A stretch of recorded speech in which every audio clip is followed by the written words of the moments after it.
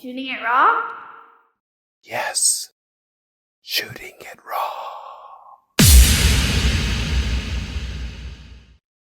So do you know which one you would like to go to? The trash on the beach? Trash on the beach? Yeah. Okay, so in this photograph, in the far away distance, you can see a faraway island, and you've got a nice sort of sliver of the sea. The earth is rich and brown because the Philippines has really fantastic soil. Yep. Half of the image is boxes and boxes and bags and just a sea of garbage along the beach. A couple of dogs on the right, Hmm. but yeah, man, like what a scene. Well, I mean, anytime you have major storms, typhoons, you have a tidal surge and everything that comes up. Mm-hmm. And that just shows you how much plastic was in the ocean at that time that was Tons. pushed up, and it's just left on the earth. And for me, it's, we see this all around. And, Yep. and one of the things that we're trying to do is, for islands in the Philippines, is to set up plastic stations where they can actually take the plastics from the beach Okay. and they can use them for their building materials. Right. Right. And this has been fantastic. And we're trying to move more into building materials that have a higher percentage of plastic, Mm-hmm. but you have to make sure that they're chemically safe. There's a lot of things that you have to do when you're using building products because it's where people live and they're Yeah, and exposed to it. yeah, for sure. And it needs to have all of it's not only like safety, but it's also like it actually has to have the strength, right? Like Agreed. yeah, yeah.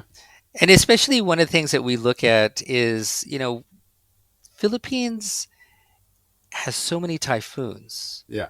every year. And when people build their homes, we need to make sure that the homes are strong, Yeah. that they can be not like US and Canada where all the houses are mostly made out of wood. They're almost all made out of brick here Mm-hmm. because within 1 to 2 years there'll be a storm that will come through and they'll be blown away or destroyed. Yeah, totally clobbered, yeah. Yeah. I forget if we have like 18 to 20 major storms or typhoons that had come through every year, Mm-hmm. through the Philippines. So in talking to you, here's the thing. Here's one interesting thing that popped up in my head. You grew up in Hawaii, Yes. where Hawaii is like everywhere you look, you're on land that has some kind of slope or elevation, and the water is just there. There's the Yep. water. So the connection to the water is just immediate.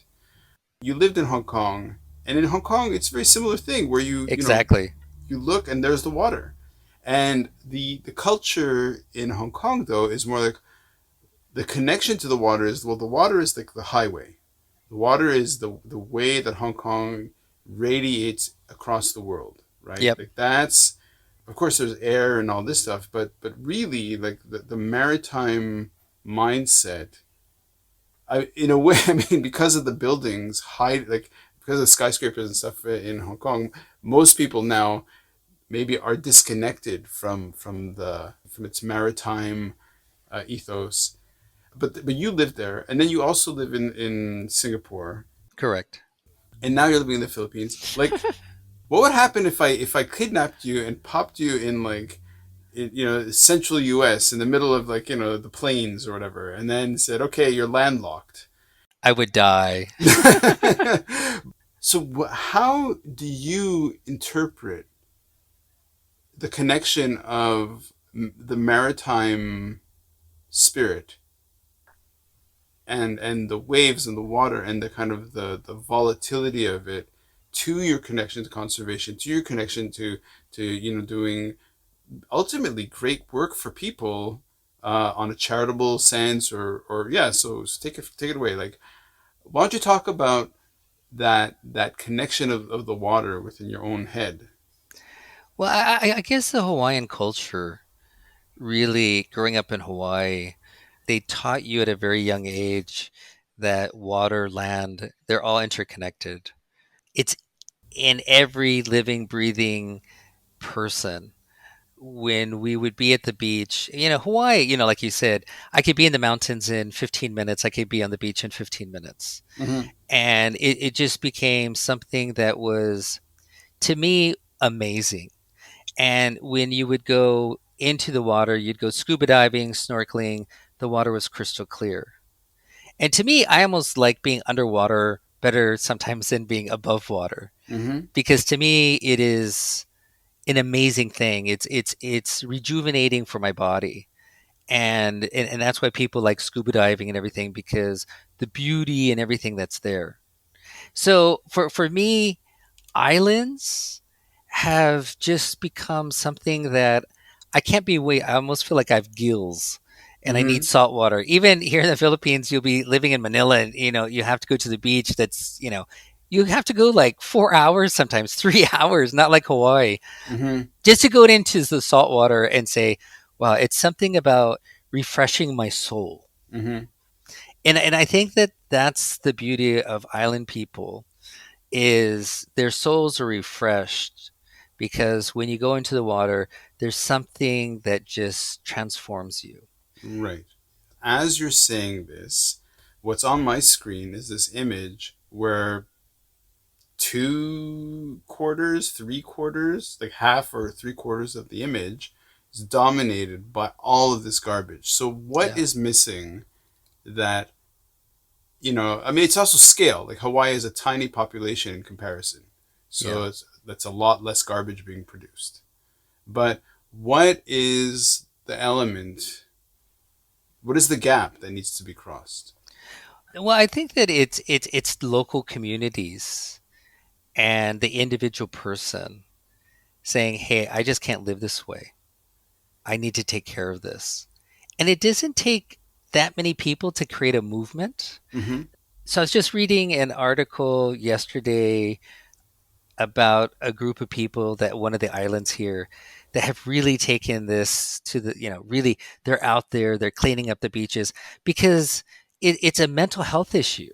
Yep. If you come out and you see this, to me, it's very disturbing. So first, how do I get people to change their mindset to say, look, this is where I live. I want to make it beautiful, Sure. and to take ownership and to create a movement. How do I get young kids in schools to say, when I walk down the streets here, that I can't, having trash on the ground, seeing people just throw things on the ground, just, we have to change the mindset. Mm-hmm. And and that's something that I think that has to happen. Sure. Do you think it's do you think it's economics? Do you think it's do you think, because for example, the Philippines has a lot of people, like the sort of the median or the average income, family income, is really low in comparison. Correct. So do you think it's economics that is kind of like you have to pull the people out of the mud first before they can start saying, okay, okay, okay, we've dealt with my survival, and so now I can look at my environment, and Right. maybe dealing with that survival is by adding an economic engine to cleaning up the environment. Well, I think it can work hand in hand, and I think that this is the great thing about the plastic credits Mm-hmm. that are out there, that if companies are willing to say, look, we'll pay a certain amount per ton, and if it can get down to the people at the bottom of the pyramid, that would provide them the 100, 200, 300 pesos a day, that puts enough food on their table to say, hey, look, if you bring in plastics, I think the economics will Mm-hmm. always play out, for people that say, hey, if I was in Hawaii and people were going through the trash just getting all the cans, Yeah. and for them, you could tell it was for them to get food. Right. So if I could provide a livelihood, and that's what's the beauty of circular economy, is that if we could provide livelihood to those people at the bottom of the pyramid, helping to collect the plastics and trash, you would Mm-hmm. see a lot of it disappear. At the same time, like you said, the number one human need is my basic needs. Yeah. I need food and water. I need shelter. These people, they're going to be looking at that. Yeah. That's going to be their first priority. How do I have food every day? So you had made a reference to it, and just to put it into context, 2 to 300 pesos. How much is that in U.S. and is U.S. Canadian dollars? Like in U.S. dollars? So US dollars, a peso, 50 pesos is almost like $1. So like, right now, I think it's 55 to 1. So 100 pesos, yeah. So I would say 100 pesos is $2 a day. Right. And with 100 pesos, okay, you could buy a little bit of rice. And what most people do is they'll buy a canned meat, Yeah. processed meat, and that's enough for them to survive and live on. Yeah, dude. Yeah, it's like that's the thing. That's the thing. I mean, I'm in Canada. You're in the Philippines. We met in Hong Kong slash Singapore, which is at the highest sliver of the economic. Well, the top 1% of the world live in Hong Kong and Singapore. Sure. So when you look at Singapore and everything, Singapore, I don't know how many people clean the roads and everything every night. Mm-hmm. Um, they incinerate all of their trash. It's a world of difference. You Sure. cannot compare it at all. And so we have to look at it and say, how do we, our population's 110 million people. We are the youngest population in the world for the next 25 years. Wow. What's going to happen when we have 200 million people? Yep. What jobs are out there? And that's what keeps me up at night is how do we provide jobs? Mm-hmm. And if we can help through the plastic credits to be able to provide money for the collection of plastics, Mm-hmm. that will incentivize people to at least pick up the plastics and to bring it in and say, here's 1 kg, 2 kg. And I think in the market right now, it might be, you're talking 15 pesos, and if you brought in, 5 kg, 6 kg, you can get up to $2. Yeah. Yeah. Yeah. Whew. Well, that's sobering. Um, shall we on to the next photo, Terry? Sure.